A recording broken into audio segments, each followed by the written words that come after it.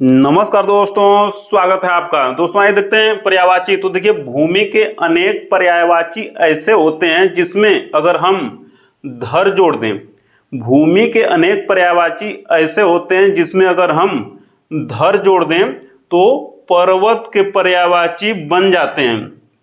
और उसी भूमि के ही अनेक पर्यायवाची ऐसे होते हैं जिसमें अगर हम प जोड़ दें या पति जोड़ दें या पाल जोड़ दें या ईश जोड़ दें तो राजा के पर्यायवाची बन जाते हैं।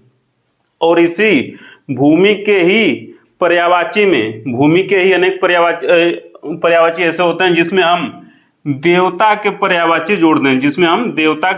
जोड़ दें तो ब्राह्मण के पर्यायवाची बन जाते हैं। तो क्रमशः इन समूह को देखते हैं। तो पहले देखिए, भूमि का पर्यायवाची है भू। भूमि का पर्यायवाची है भू, इसमें हम धर जोड़ दिए, शब्द बन गया भूधर। और ये बन गया पर्वत का पर्यायवाची, भूधर अर्थात पर्वत। भूमि का पर्यायवाची देखिए भूमि ही है। तो भूमि में हम धर जोड़ दिए, शब्द बन गया भूमिधर। और भूमिधर किसका पर्यायवाची बन गया? अब पर्वत का। भूमि का पर्यायवाची है मही। इसमें हम धर जोड़ दिए, शब्द बन गया महीधर अर्थात पर्वत या धरा। पर्यायवाची होता है किसका? भूमि का पर्यायवाची होता है धरा। इसमें हम धर जोड़ दिए, शब्द बन गया धराधर। और धराधर भी किसका पर्यायवाची बन गया? अब पर्वत का। भूमि का एक पर्यायवाची धरणी है। धरणी अर्थात भूमि। इसमें हम धर जोड़ दिए, शब्द बन गया धरणीधर। और ये हो गया पर्वत का पर्यायवाची।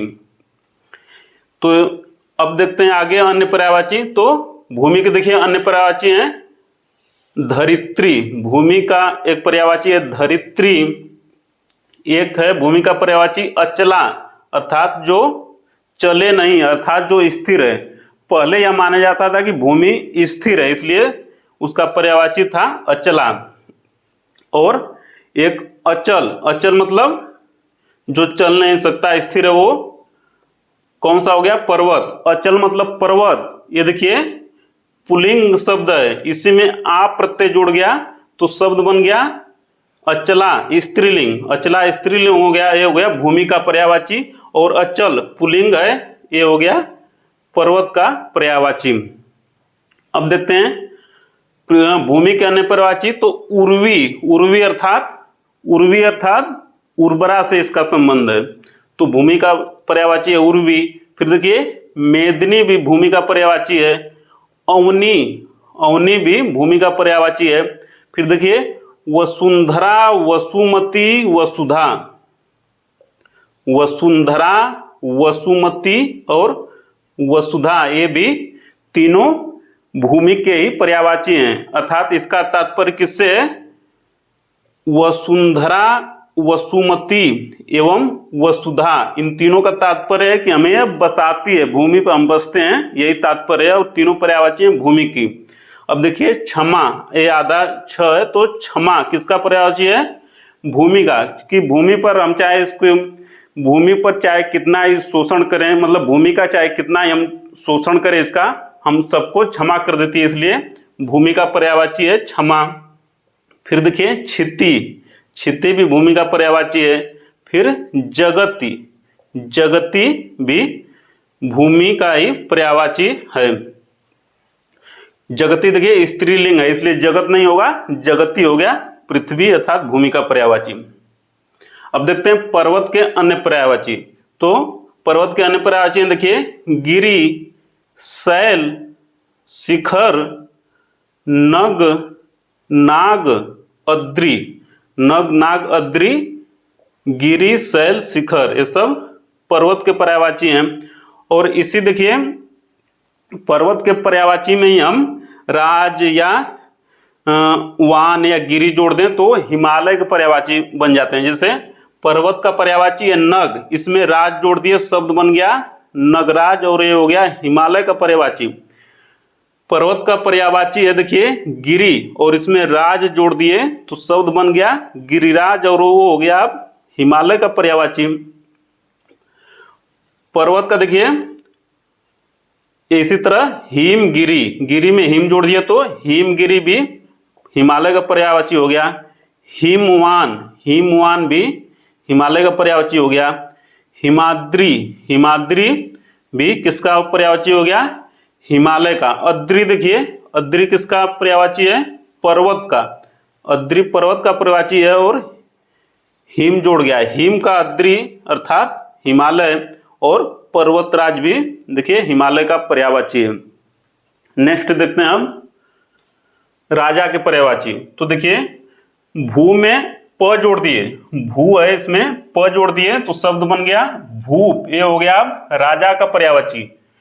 भूमि में भू में पति जोड़ दिए, भू में पति जोड़ दिए तो शब्द बन गया भूपति, और ये हो गया राजा का पर्यायवाची। शब्द है भू जो पर्यायवाची है भूमि का, और भू में पाल जोड़ दिए, भू में पाल जोड़ दिए शब्द बन गया भूपाल, और ये बन गया राजा का पर्यायवाची। और भू में ईश जोड़ दिए, भू में ईश जोड़ दिए शब्द बन गया भूपेश, और ये हो गया अब राजा का पर्यायवाची।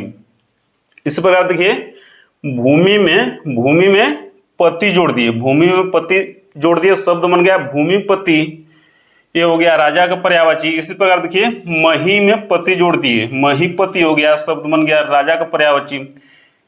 मही, मही वही मही देखिए भूमि का पर्यायवाची है, इसमें पाल जोड़ दिए शब्द बन गया महिपाल, ये हो गया राजा का पर्यायवाची। और मही भी देखिए प जोड़ दिए मही में, ये हो गया राजा का पर्यायवाची। इसे देखिए धरा क्या है? धरा भूमि का है, और इसमें पति जोड़ दिए शब्द बन गया धरापति। धरणी भी देखिए पर्यायवाची है भूमि का, इसमें पति जोड़ दिए शब्द बन गया धरणीपति, ये दोनों भी राजा के पर्यायवाची हो गए।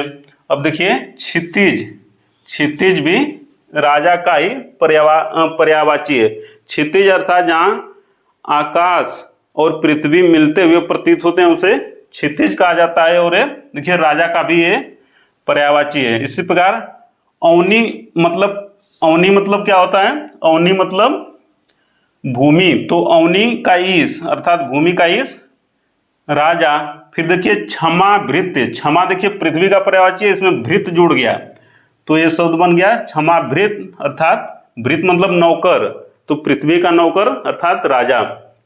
फिर देखिए नरेश, नरेंद्र, नृप, नृपति, अधिप, नरपाल, नरपति, नरश्रेष्ठ, नरवा, ये भी देखिए राजा के ही पर्यायवाची हैं। तो ये देखिए नर मतलब देखिए आदमी होता है, और इसमें भी देखिए ईश जुड़ गया, नरेश मतलब नर का ईश, नरेंद्र मतलब नर का इंद्र।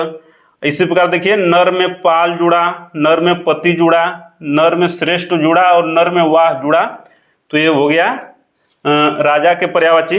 और राजा का अन्य पर्यायवाची होता है देखिए राजन होता है, राव होता है, सम्राट होता है, और शासक भी होता है, ये सब राजा के पर्यायवाची हैं। अब देखिए अधिप शब्द है, अधिप और पर्यायवाची किसका है? राजा का, और इसी में धन जुड़ गया शब्द बन गया धनादीप, शब्द बन गया धनादीप अर्थात धन का राजा। अधिप मतलब राजा, शब्द जुड़ा धन तो शब्द बना धनादीप अर्थात धन का राजा। तो धन का राजा कौन है? कुबेर, इसे भी ध्यान में रखना है। नेक्स्ट देखिए देवता के पर्यायवाची। तो जो भूमि का पर्यायवाची है उसमें देवता के पर्यायवाची जोड़ देंगे, जो भूमि का पर्यायवाची है उसमें देवता का पर्यायवाची जोड़ देंगे तो हो जाएगा ब्राह्मण का पर्यायवाची। जैसे देखिए भू में देव जोड़ देंगे, भू में देव जुड़ गया शब्द बन गया भूदेव।